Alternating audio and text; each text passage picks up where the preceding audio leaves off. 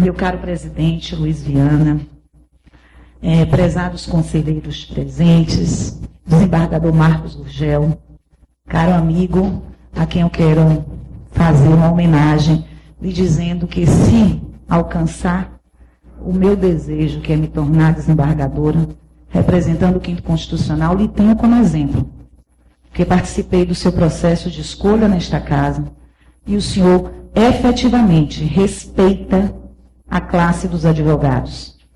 Então, tenho isso como meu paradigma. Demais presentes, meus queridos colegas, prometo que serei respeitadora do tempo, porque bem-aventurados breves, como diz meu professor Thomas, porque deles será o reino dos céus. Ao decidir por esta candidatura, a primeira pergunta que me fiz foi: por que razão este desejo de adentrar um trabalho tão árduo, com poucos recursos, e me expor a participar de uma seleção tão difícil? A resposta inicial a esta questão é a crença de que estou habilitada para realizar um trabalho competente de aproximação do judiciário da sociedade. O judiciário existe para servir ao cidadão. A segunda resposta a esta indagação, meus amigos, foi exatamente a seguinte: sou advogada. Então, por isso só, já sou uma pessoa corajosa. Ninguém vive na advocacia, principalmente no estado da Bahia, se não é alguém extremamente corajoso. Então, a coragem é uma característica de todos nós. A advocacia, nestes 20 anos, me permitiu realizar sonhos, meus e de meus clientes. A advocacia foi a porta para trazer o sentimento de justiça e acalmar o coração de muitas pessoas. Nada mais encantador do que o semblante de uma pessoa que sente a proteção do Estado presente em sua vida quando lhe é fornecido o resultado de uma demanda. A advocacia ainda me trouxe, graças a Deus, a realização da minha estabilidade financeira. Não sou rica, pasmem vocês, mas posso lhes garantir que a advocacia foi o que minha mãe me ensinou. A porta capaz de determinar a minha independência. Não preciso de ninguém, só preciso do meu trabalho, da minha consciência e da minha capacidade.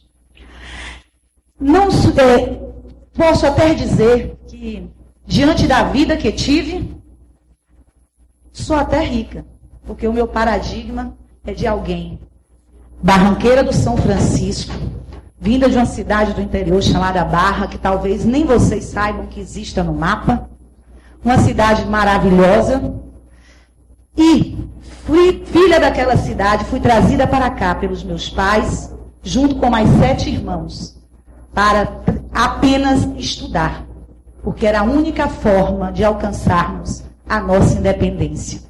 E graças a Deus e aos meus pais eu alcancei. Então, hoje, o que eu tenho, eu agradeço à advocacia. Porém, entendo que meu papel de advogada e a minha contribuição social nesta área já foi adimplida. E todo este aprendizado que adquiri deve ser utilizado agora para uma missão diferente. A missão de, como desembargadora, trazer o direito mais próximo da sociedade, contribuindo na esfera do tribunal para um verdadeiro Estado democrático de direito.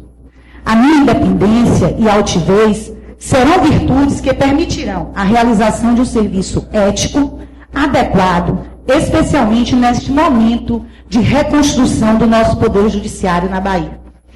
A justiça, meus amigos, precisa se aperfeiçoar, precisa se aproximar do cidadão, e para isso necessita de pessoas com disposição para trabalhar, e trabalhar pela mudança. Um representante do 5º Constitucional da OAB deve ser um advogado verdadeiramente militante, e eu tenho essa característica. Conheço os balcões da justiça, frequento os juizados, frequento cartórios, faço as minhas audiências, e tenho conhecimento, porque vivencio cada dificuldade que o profissional do direito e o cidadão encontram ao necessitarem da tutela do Poder Judiciário. Desde o ano de 94, estou atuando junto ao Poder Judiciário da Bahia. Sou advogada militante de forma ininterrupta, sem nunca ter respondido a qualquer processo que questionasse minha conduta ética profissional. Durante estes 20 anos, fui advogada de diversos escritórios de Salvador, tendo atuado como associada ao escritório de advocacia Lapa Góes Góes, e tido a honra de, no início da minha carreira, militar na advocacia juntamente com o Dr. Antônio Maron Agli, exemplo de ética, competência e cultura jurídica. Posteriormente, montei a minha própria sociedade de advogados, o Cláudia Viana Advogados Associados. Estes mais de 20 anos de advocacia foram os responsáveis por me conferir conhecimento, força, perseverança, transformando-me em uma incansável defensora da honestidade e do trabalho como alicerce de uma sociedade justa. Me formei pela Universidade Federal da Bahia e sempre me dediquei à advocacia e ao ensino. Meus pais me deixaram como lição a obrigação de estudar sempre, pois o único bem que nunca perdemos é o conhecimento adquirido. Professora há mais de 12 anos no meio acadêmico, leciono na Universidade Católica do Salvador, desde o ano de 2002, ministrando aulas de direito civil, direito do consumidor e estágio supervisionado. E hoje tendo a honra de ter alguns conselheiros desta casa, como meus ex-alunos. Fui coordenadora do Núcleo de Prática Jurídica da Faculdade Rui Barbosa e coordenadora adjunta do curso de Direito daquela instituição. Fui a coordenadora do Núcleo de Prática Jurídica da Faculdade Área 1 FTE e, durante seu período de implantação, fui a responsável por um dos projetos que eu quero, enquanto desembargadora, voltar a desenvolver nesse Estado, o projeto do Balcão de Justiça e Cidadania. Porque implantei naquela faculdade, dentro daquela instituição de ensino, em parceria com o Tribunal de Justiça da Bahia, uma extensão deste balcão, que é capaz de levar a cada cidadão a justiça de forma célere e de forma econômica. A militância no meio acadêmico me conduziu igualmente à determinação de me candidatar, por entender que a minha experiência me habilita a realizar no tribunal um trabalho eficaz de reconstrução da imagem do judiciário, não só para o profissional do direito, como ainda para a sociedade, pois o sentimento de descrença existente no Estado somente enfraquece a democracia. Como é triste encontrar o aluno que depois se transforma num profissional de direito, que tudo o que ele quer é não frequentar o fórum. Precisamos mudar e temos condição de mudar isto. O quinto constitucional e a forma democrática de escolha de um desembargador, através de uma categoria fundamental ao funcionamento da justiça, qual seja a advocacia, é meio de defesa igualmente deste Estado democrático de direito, mostrando que na justiça são iguais o magistrado, o advogado e o Ministério Público. Assim, preciso aproveitar, me permitam esta oportunidade, para parabenizar a esta gestão por ter trazido de volta o direito dos advogados escolherem diretamente os representantes da lista sextupla. Advogado, minha gente, não é para ser desacatado, não é para ser humilhado, nem impedido de ter acesso aos cartórios. O trabalho de um desembargador deve ser realizado respeitando integralmente as leis, defendendo a moralidade e fornecendo à sociedade as respostas às demandas de forma ágil e eficaz, pois o Poder Judiciário precisa entender que a sociedade é seu cliente. E um cliente que paga muito caro, com impostos e com taxas, porque as custas processuais são extremamente altas. E deveriam servir para que a resposta do Poder Judiciário fosse rápida e célere. Por isto, eu conclamo, em verdade, todos os advogados que participem deste processo. Peço a vênia para que todos aqueles que estejam nos assistindo agora, para que vocês que estão aqui presentes, aqueles que estão assistindo a esse momento democrático de escolha e de construção de uma nova sociedade, que participem do processo eleitoral. Dia 8 de abril, estará na mão do advogado o poder de mudar o quadro desta situação. Chega do advogado apenas se queixar. Chega do advogado apenas reclamar. Ele tem que trazer para si a responsabilidade de ser um ator participativo dessa transformação. Então, por favor, votem. Não é bonito uma eleição para a escolha de um quinto constitucional que tem apenas 10% de votantes.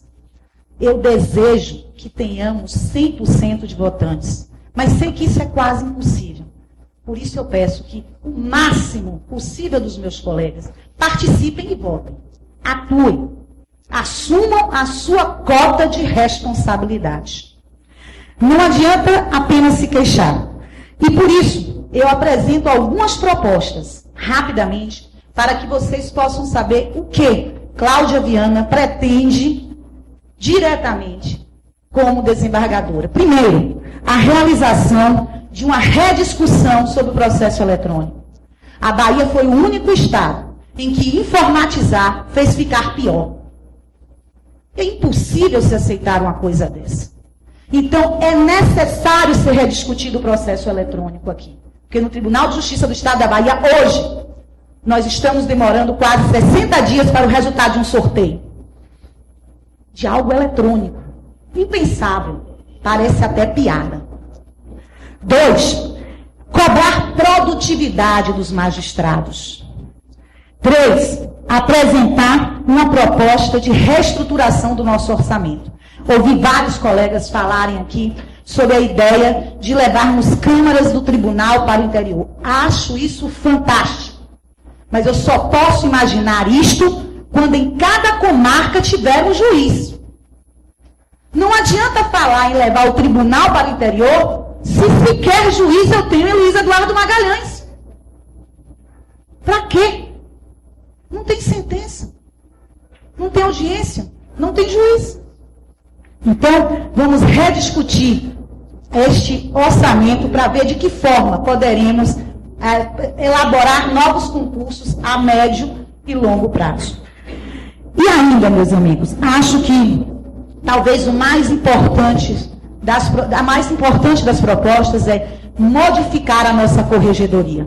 Corregedoria é para ser algo atuante. Dr. Marcos Gugel está aqui, pode confirmar. No TRT, se um advogado for desrespeitado e ligarem para a corregedoria, existirá ali um plantão para atender e analisar o que foi pedido. Esta advogada que hoje se candidata, viveu um momento nesta advocacia histórico. Fui fazer uma audiência no juizado e o juiz mandou me dizer que ele não teria que estar presente na sala de audiência, ele tinha que estar presente no prédio. Eu, da sala de audiência, liguei para a corregedoria. E o corregedor me disse, nada posso fazer por você. E eu sozinha representei no CNJ. Então é preciso rever isto. E uma corregedoria atuante significa uma corregedoria com um canal de acesso direto à Comissão de Prerrogativa dos Advogados. A comissão tem que ter um canal de acesso vinculado à corregedoria, porque ela será a porta-voz do advogado. Porque a OAB como porta-voz é diferente de Cláudia, de João, de Antônio. Porque Cláudia, João e Antônio serão marcados. Por isso, meus amigos, é que coloco assim as razões que me levam a pleitear o voto de vocês nesse processo eleitoral. Acredito que tenha demonstrado a motivação que tenho na realização de um sonho pessoal, claro. Porque eu não estaria aqui se isso não fosse o meu desejo. Mas muito mais em razão de acreditar que eu posso contribuir para uma justiça diferente. Estou à disposição, presidente. Muito obrigado, doutora Cláudia.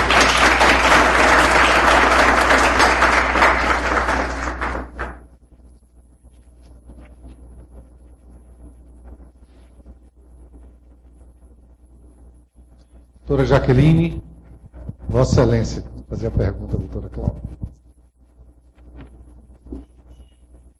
Presidente, a pergunta que eu tinha pensado foi a que eu fiz anteriormente acerca da corregedoria. E a postulante acabou de responder e digo ainda satisfatoriamente, viu, postulante? Porque quando a gente fala da corregedoria e a nossa insatisfação, e aí eu falo bem assim em relação ao interior, é porque passam-se os anos e a gente não vê nunca a presença de um corregedor nas comarcas. Então é impossível você fiscalizar, é impossível você ver produtividade sem a fiscalização. Então, assim, ela realmente já respondeu a pergunta que eu teria para fazer. Vossa Excelência tem 3 minutos para comentar. Jaqueline, demais colegas. Quando eu falo de uma corregedoria atuante, não é só o aspecto da corregedoria no tribunal. É porque eu entendo que há uma necessidade da corregedoria do tribunal, efetivamente, ter uma ligação com a comissão de prerrogativas. Foi um projeto que apresentei aqui enquanto fui conselheira, para que dentro da comissão de prerrogativas tivesse um representante, Jaqueline, para o interior, para que ele fosse o canal de acesso junto à corregedoria, tivesse um representante para os juizados, um representante para as varas cíveis, um representante para a Justiça Federal. Então, eu acredito que somente essa ligação entre as duas áreas, corregedoria e comissão de prerrogativas, é que vai permitir ao advogado realizar o seu trabalho. Agradeço, Vossa Excelência. Conselheiro Federal Maurício Vasconcelos, que ainda não fez nenhuma pergunta, fará a última pergunta, Vossa Excelência. Inicialmente, eu lamento não poder ter estado aqui desde o início, porque eu estava advogando. E essa pergunta eu iria fazer, doutora Cláudia Viana, a todos os postulantes. Aliás, a resposta a essa pergunta ela vai ser um fator decisivo, preponderante e fundamental para as minhas escolhas. E digo mais, eu já tenho escolhas, mas a depender do que possa pensar aqueles que eu já escolhi sobre o tema, certamente eu vou rever a minha posição. A pergunta é muito simples. Há um movimento no Congresso Nacional, liderado por ministros do Supremo Tribunal Federal, do Superior Tribunal de Justiça, dos tribunais superiores, visando ampliar a data da aposentadoria compulsória de 70 anos para 75 anos. Eu gostaria que isso fosse gravado, que ficasse aqui nos nossos anais para a posteridade. E, então, sob o argumento de que isso traz um custo muito elevado para a Previdência Social, etc. Eu indago de Vossa Excelência, a quem parabenizo pela intervenção, se desembargadora fosse, porque também os desembargadores seriam alcançados por esta emenda à Constituição, e fosse instada a opinar, a decidir.